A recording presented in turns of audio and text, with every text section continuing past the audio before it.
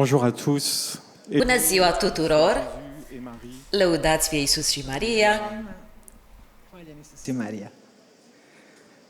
il y a tout juste 20 ans, en 2002, 2002, acum 20 de ani, am trăit convertirea mea aici. 2002. godine ovdje sam se obratio.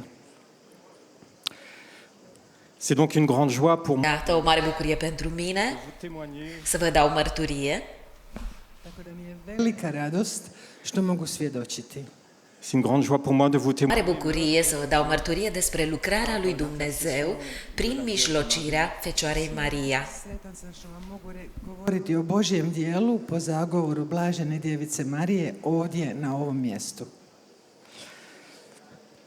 le dernier message de Marie Ultimul mesaj al Mariei din 25 iulie trecut, 25. srpnja Marie nous dit Maria ne spune, dragi copii, je viens vers kaže, vous draga djeco, ja dolazim k vama, je viens vers vous vin la voi ca să vă conduc pe calea convertirii. et bien voici Iată, mon histoire et pour comprendre cette conversion povestea mea e ca să înțelegem ca să vă înțelegeți această convertire, trebuie să vă spun cine eram înainte de toate acestea. reći ću vam nešto o tome kakav sam bio prije. je suis enfant unique Sunt fiu unic,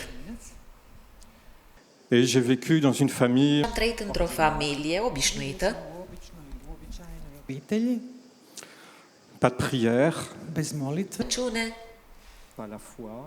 fără rugăciune, fără credință. Personne priait dans la famille, O singură persoană se ruga în toată familia, ma grand-mère maternelle. moja bunica din partea mamei. Mais la question de Dieu dans la famille, on n'en parlait pas. Să nu mai vorbim de Dumnezeu în familie. J'ai donc vécu une enfance Iată, ordinaire, am trăit o copilărie obișnuită, mais j'étais très timide, eram foarte timid, introverti. introvertit. introvertit, Il était hors de question de parler devant un public comme nici vorbă să vorbesc în fața unui public așa cum fac acum, azi. Govorim pred tolikim ljudima kao danas. Il y a eu un événement important dans mon enfance. A avut loc un eveniment important în copilăria mea. J'ai eu un grave accident à l'âge de 12 ans. Am avut un accident grav la vârsta de 12 ani. J'ai failli mourir dans cet accident.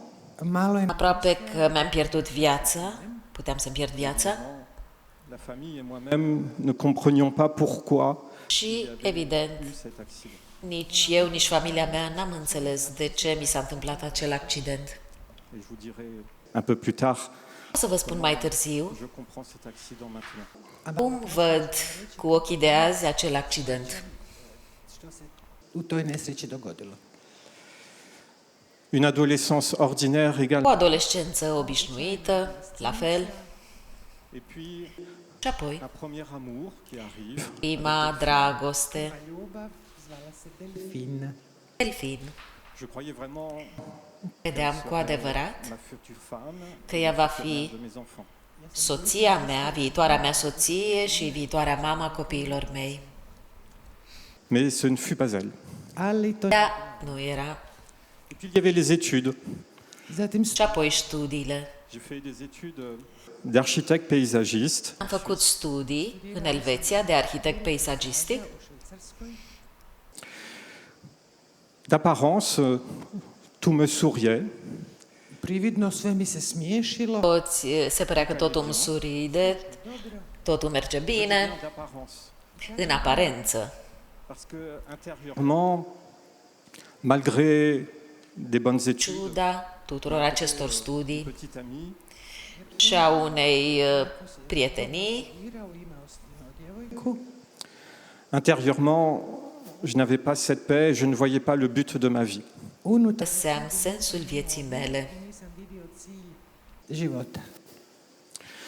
Bien sûr, tout le monde se réjouissait autour de moi de ces bonnes études, Toți erau mulțumiți în jurul meu de studiile bune pe care le făceam, cette petite amie. Što imam de prietena pe care o aveam. Mais au fond de moi, Dar în mine il manquait quelque chose. Il y lipsea avait ceva. un vide. Era un gol. Praznina. Et puis la question de Dieu, Și Dieu apoi n'existait pas dans ma vie. Dumnezeu nu exista în viața mea, nu-L căutam. Boga nije se postavljalo. U mom životu ga nije bilo, nisam ga tražio. Je me sentais vraiment seul. Simțeam cu adevărat singur. Et puis, un de mes oncles est venu ici en 2000 à Medjugorje.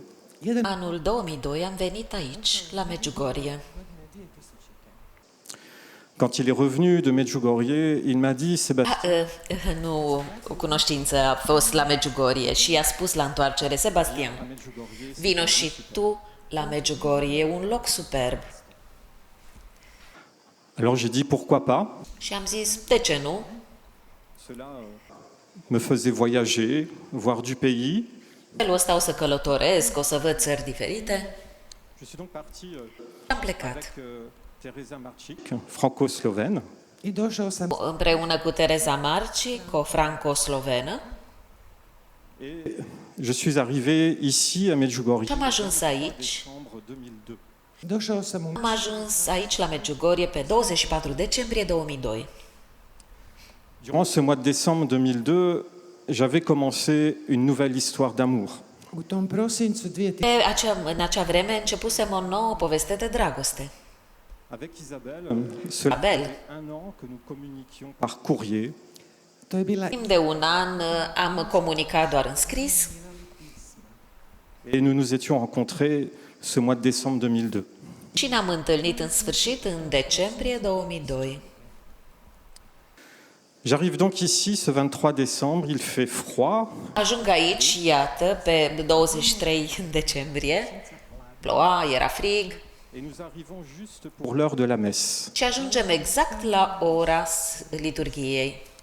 Nous rentrons dans l'église. Suntem în biserica Sfântul Iacob, L'église est comble, remplie de monde. crkva je biserica plină de lume. Je commence un peu à râler en moi-même en disant, voilà, plein de monde, pas de siège pour s'asseoir, ça commence bien. ja sam Și încep să-mi spun, începe bine seara asta. sjedne, baš je dobro počelo. Et puis arrive le moment de la Și consécration. apoi ajungem la momentul consacrării la altar Et au moment de la consécration, je vois și în acea clipă l'église se mettre à genoux. văd că toți din biserică se pun în genunchi. Na koljena. Et je me dis moi-même, mais qu'est-ce qui se passe? Și mă întreb, de ce se întâmplă aici? Et à ce moment Acea clipă de la consécration et de Précise. voir tous ces gens à genoux, a consacrării, îi văd pe toți în genunchi je me mets à pleurer. și încep să plâng. Pleurer, pleurer, pleurer. Și am plâns și am plâns. Je sors de la messe, je pleure. Ies de la liturghie plângând, Je fais le Krisevac, je pleure. merg pe Crijevaț și plâng, Colline des Apparitions, merg pe colina apariților și plâng, je vais à la messe, je pleure. Idem vin din nou la liturghie și plâng. Tout ce que je vis ici en quelques jours, je Ceea vais ce pleurer. am trăit în acea zi aici a fost cu lacrimi. Et le comble, c'est que les gens autour de moi sont ravis, sont heureux pour moi de me voir pleurer. Și mă uit în jurul meu, toți sunt fericiți că eu plâng. Et moi, je ne comprends rien à ce qui m'arrive. a ja u Și eu nu înțeleg ce se întâmplă cu mine. Je ressens qu'une seule chose. osjetio sam samo jedno. Singur lucru, Quelque chose de nouveau vient de naître en moi. simt că ceva nou s-a născut în lăuntrul meu. Une joie, O bucurie, la paix pacea et surtout și mai un ales amour extraordinaire. o iubire extraordinară. J'ai compris que Am quelque înțeles. chose changeait en moi. Ceva s-a schimbat în mine, că cineva m-a atins, mi-a atins inima. Da je netko došao i taknuo mi srce. Et alors, quand je suis reparti de... Atunci când am plecat de la Medjugorje, după 4 zile, Dana poslije otišao iz Međugorja. Je suis reparti avec les mains pleines, l'une avec le chapelet, și am plecat cu mâinile pline. Într-una aveam rozarul l'autre avec un appétit de l'Eucharistie. A u drugom și în celălalt o mare foame de Euharistie. Dès que je suis rentré chez moi en France, Când m-am întors în Franța, acasă, tous les jours, j'avais ce Si. désir de prier le chapelet. aveam această dorință de a mă ruga rozarul și de a merge la liturghie. C'était quelque chose dont je ne pouvais pas me passer, que je ne pouvais plus me passer. Era ceva care nu mă părăsea nicio clipă. Alors les personnes autour de moi, la famille, Persoanele din jurul meu, cei din familie, passaient quand même. prietenii, se întrebau ce s-a întâmplat. to događa. Et je voulais qu'ils aient ce feu que j'avais reçu ici, je voulais qu'ils l'aient aussi. A ja Și aș fi vrut ca acel foc care era în sufletul meu, care îl primisem aici, să-l fi avut și ei. Alors je vous disais que ce mois de décembre 2002, j'avais rencontré Acea lună, v-am spus, în decembrie 2002, o întâlnisem prima oară și pe Isabel. la conversion, Convertirea, une petite amie. o nouă prietenă, era deja mult. puno. Durant toute l'année 2003, je suis Tot anul 2003 fois avec elle. am venit aici la Medjugorje de 3 ori împreună cu ea.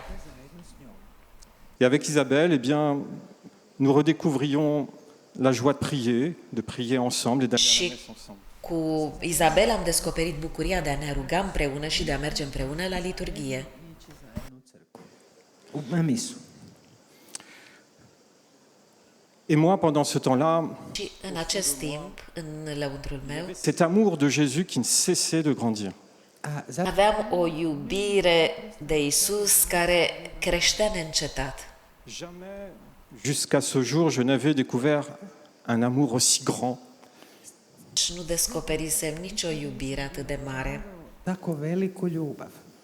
Personne sur terre n'a pu me donner cet amour si grand que Jésus venait de me donner. Nitko ne Pe pământ nu-mi dăruise o iubire atât de mare cum mi-a dăruise Isus. Ce 23 décembre 2002, je vois très bien la Vierge Marie poser ses mains sur mes épaules. Iată, în acea zi de 24 decembrie 2002, Maica Sfântă mi-a pus mâna pe umăr na moja ramena. Et elle me tourne vers son Fils. și m-a întors către Fiul Său, Isus. Cet amour de Jésus Acea iubire a lui Isus creștea în mine. a perçu quelque chose. Și Isabel a înțeles ceva. Izabel je nešto primijetila. En 2004, un an Patru. et demi après ma conversion, 2000 An și jumătate după convertirea mea, mojega obraćenja elle me pose une question. postavila ea m-a întrebat ceva.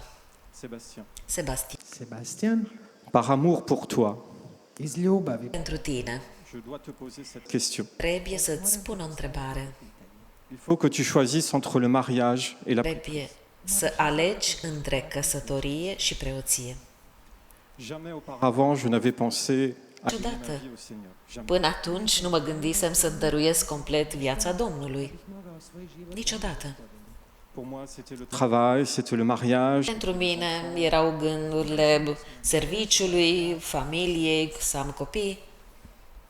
Et quand elle m'a posé cette question, Și când mi-a pus întrebarea asta, je suis entré un peu en rébellion, en colère contre am început să am un fel de revoltă față de Dumnezeu. Ljutio sam se na Boga. pourquoi moi? De ce eu? Pourquoi changer tous mes projets? De ce să-mi schimb toate planurile? J'ai un bon travail qui s'annonce, j'ai une petite amie, Servici care se anunță bun, am prietena. De ce eu? et en même temps, je vous disais tout à l'heure, Și în același timp vă spun, en fin de compte, j'avais en moi un vide, je ne trouvais pas le but de ma vie, pourquoi ça? aveam totuși un gol în mine și întrebarea, care-i sensul? Dar acea întrebare a Izabelei m-a eliberat. Ono me je oslobodilo. Penser à devenir prêtre, Să devin preot l'esprit, le mi-a eliberat sufletul, inima que le Seigneur me propose. și am văzut clar calea vieții pe care mi-o propunea Dumnezeu. Oslobodila me te praznine i pokazala smjer i cilj koji može biti za moj život. C'était la koji mi paix pokazuje intérieure. Gospodin.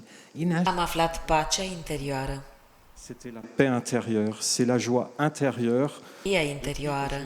J'ai eu ce choix à faire. Et quand j'ai dit oui, Seigneur, Am zis da lui Dumnezeu pentru am făcut acea alegere și încă o dată am plâns. otkad je bilo postavljeno to pitanje, a kad sam rekao da, opet sam plakao. apprendre du Seigneur, apprendre de Jésus, Să înveți la paix de la Isus, acest lucru îți aduce pacea. et laisser l'amour de Să Jésus lași iubirea lui Isus să intre în inimile noastre prin mijlocirea Mariei, la paix intérieure. afli pacea interioară. Uđe u naše srce po Marijinu zagovoru, to donosi unutarnji mir. Jamais jusqu'à aujourd'hui je n'ai regretté Și niciodată până în ziua de azi nu am regretat că i-am spus da lui Dumnezeu. Rekao da Gospodinu. Mais avec cette question de devenir prêtre, c'était bien, mais je ne connaissais rien à l'Église. Dar când a intervenit această problemă a deveni preot, mi-am dat seama că nu știam nimic clar despre biserică, despre cum să devin preot. Et je vous parlais de ma grand-mère tout à l'heure. Am vorbit cu bunica Pour lui demander, Mémé, je veux devenir prêtre, que faire? i-am spus, bunică, vreau să mă fac preot, ce trebuie să fac? U tom trenutku sam otišao k njoj i rekao sam, bako, šta da radim? Želim biti svećenik. Eh bien, elle m'a envoyé vers des religieuses, les sœurs de Trimis campagne. la surori, la persoane religioase, dintr-o congregație, Et sœur Sylvie, și sora Silvie, pour discerner et aussi me préparer à la confirmation. pregătit pentru discernământ și pentru confirmare. Učivanja i priprema. J'ai donc été confirmé en 2005 et je suis rentré Am primit această confirmare în 2005 și după care am intrat în seminar. Am primit mirul, sacramentul confirmării, după care am intrat în seminar în 2005.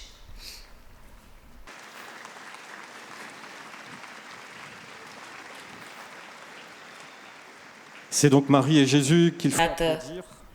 voi trebuie să aplaudați pe Isus și Maria pentru asta. C'est l'œuvre de Dieu. Este lucrarea lui Dumnezeu.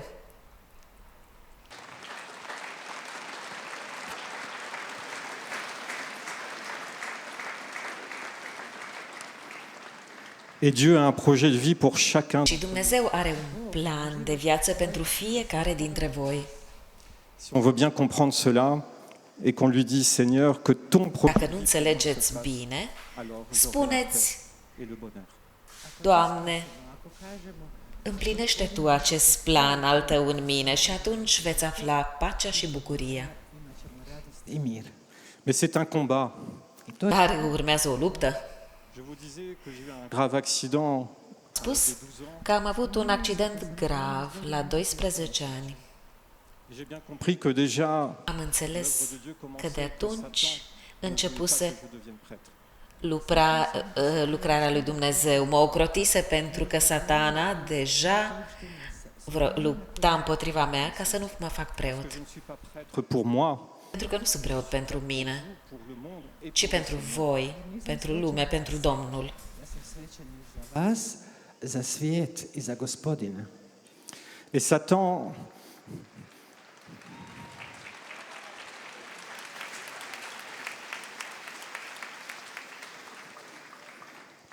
déteste les enfants de Dieu.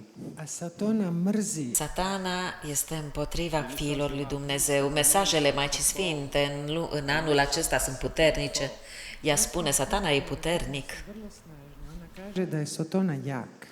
Soyons plus forts que lui en disant, oui Seigneur, c'est toi. Să fim mai puternici decât El, spunându-i lui Dumnezeu, Doamne, Ție vreau să-ți aparțin. Le Christ est vainqueur de la mort, Și Hristos a învins moartea de la vie. Krist je și lui aparține victoria vieții.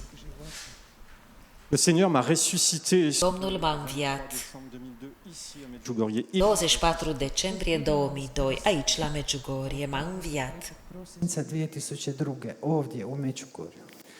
Et chaque jour, jusqu'à aujourd'hui, Fiecare zi până azi, presque physiquement, il me fait goûter son amour. I sad aproape fizic mă face să simt iubirea Lui. gotovo fizički osjeti njegovu ljubav. Et tous les jours, dans ma paroisse, Fiecare zi în parohia mea, în viața mea, Svaki dan se face rozariul, krunica, l'Eucharistie, Euharistie, krunica, Euharistija, la parole de Dieu, Božja riječ, eu se confesser, ispovjed. să fac spovezi le jeûne. Je suis pas encore très bon pour le jeûne. și postul, aici mai e de lucrat. Chers jeunes, Dragi tineri, laissons-nous ouvrir le cœur. Marie vient ici pour cela. să lăsăm, să ne deschidem inimile către Maria, căci ea pentru asta vine aici. Je n'ai pas de mots pour exprimer la joie d'être prêtre et Ca să exprim, d'être le prêtre du Seigneur. Ne mogu să exprim faptul că sunt mândru că sunt preotul lui Dumnezeu. ponosan što sam gospodinov svećenik. L'esprit du monde pense que le célibat Spiritul lumii se gândește că celibatul preoților e o sărăcie, Što čovjeka čini siromašnim. mais c'est une richesse extraordinaire. dar este o bogăție extraordinară. Nevjerojatno bogatstvo.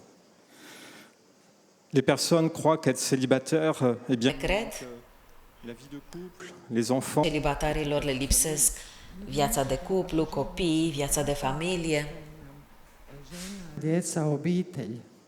mais j'ai connu l'amour, Cunoscut iubirea prin două j'ai connu et je connais l'amour de Dieu. și cunosc iubirea lui Dumnezeu și știu pe cine am ales. Poznao sam Božju ljubav i znam koga sam izabrao. Alors pour ceux qui se sentiraient appelés à devenir prêtres, Și atunci, pentru cei care se simt chemați să devină preoți, persoane religioase, Redovnici, redovnice. n'ayez pas peur de ce célibat. să nu vă fie teamă de acest celibat care este un har de la Dumnezeu. Il ne me manque rien. Je Lipsește nimic. depuis que j'ai dit oui au Seigneur. Ništa mi ne Simt împlinit de când i-am spus da lui Dumnezeu. da gospodinu. Tout l'amour du Seigneur pour moi, Toată iubirea lui Dumnezeu pentru mine ce dont j'ai besoin. Il ne me manque rien. Njegov dăruiește tot ce am nevoie, nu-mi lipsește nimic. sve moje potrebe i ništa mi ne nedostaje. Alors n'écoutez pas le monde, Ascultați lumea, écoutez la voix du Seigneur. ascultați vocea lui Dumnezeu. Niti što ovi ili oni govore, nego slušajte gospodinov glas. Écoutons les messages de... Să ascultăm mesajele Mariei aici, Elle veut nous conduire à son Fils. Ona ca nas să ne călăuzească la Fiul Său.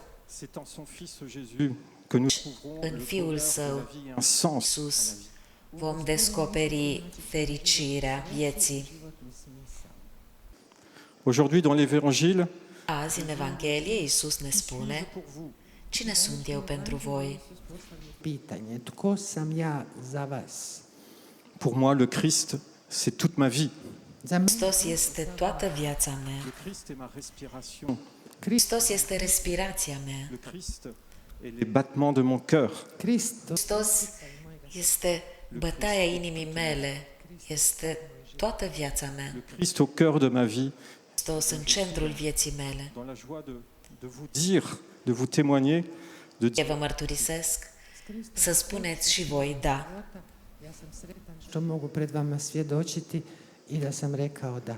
dire oui comme Marie à l'Annonciation. Să spuneți da, asemenea Mariei, la Buna Vestire. Le petit cadeau de la Dar Vierge Marie, al Fecioarei Maria, 10 ans d'ordination, 11 ans, după 10 ani de când am fost ordinat, hirotonit, 11 godina svećeničkog ređenja, c'est un petit clin d'œil de la Vierge Marie. dok și am primit un mic cadou de la Maica Sfântă. Je suis recteur d'un sanctuaire à Notre-Dame. Sunt rectorul sanctuarului Notre-Dame al Maicii Domnului. Notre-Dame de Cléry, au centre de la France, près d'Orléans. Notre-Dame de Cléry, în centrul Franței, lângă Orleans.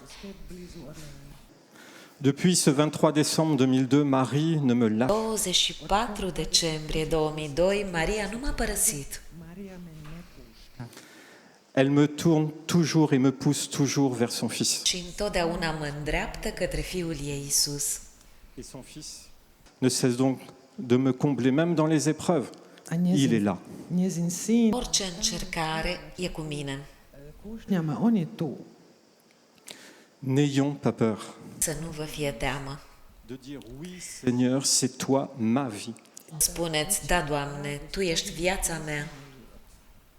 Ce que tu veux pour moi, je le veux, que ta volonté se fasse. Želim Ceea ce vrei Tu pentru mine, iată, facă-se voia Ta. Je n'ai donc pas de mots pour vous dire ma joie d'être prêtre. Să vă spun cât de bucuros, cât de mândru sunt că sunt preot.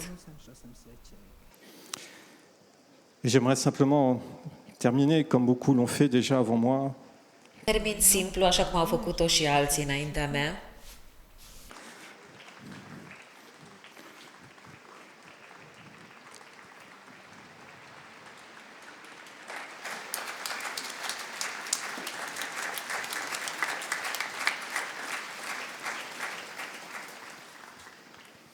je vais encore pleurer. Iarăși plâng. Je voudrais prier avec vous O rugăciune termin. pour demander à Marie et Să-i cerem Mariei și Domnului nostru Isus să ne deschidă inimile. tous les jours on a à le demander. Zilnic să le cerem aceasta. Seigneur Jésus, Iisuse, Maică Marie, ouvrez nos cœurs deschideți, à votre amour. deschideți inimile noastre în fiecare zi către iubirea voastră. Mon cœur s'est ouvert à vous. moje srce se otvorilo. Se deschide către voi. Ma prière est que chaque cœur de chaque homme sur cette terre s'ouvre aussi. I molim Și rugăciunea mea e ca inimile tuturor de pe pământ să se deschidă la fel. Seigneur, je te demande Cer que chaque homme et chaque femme, bărbat, fiecare femeie, žena. que chaque jeune ici présent à Medjugorje Svak sunt aici la Medjugorje, te suive, să te urmeze, qu'ils disent oui să spună da, parce que tu es amour, pentru că Tu ești iubire, tu es paix, ti si mir, tu es vie. Tu ești viața. Rendons grâce à Dieu, rendons gloire à Dieu Să-L slăvim pe Dumnezeu, să-i mulțumim et ne cessons pas de prier Marie. i ne și să nu încetăm să ne rugăm Mariei. Merci pour votre Voilà. écoute Mulțumesc că m-ați ascultat et priez pour moi. și rugați-vă pentru mine.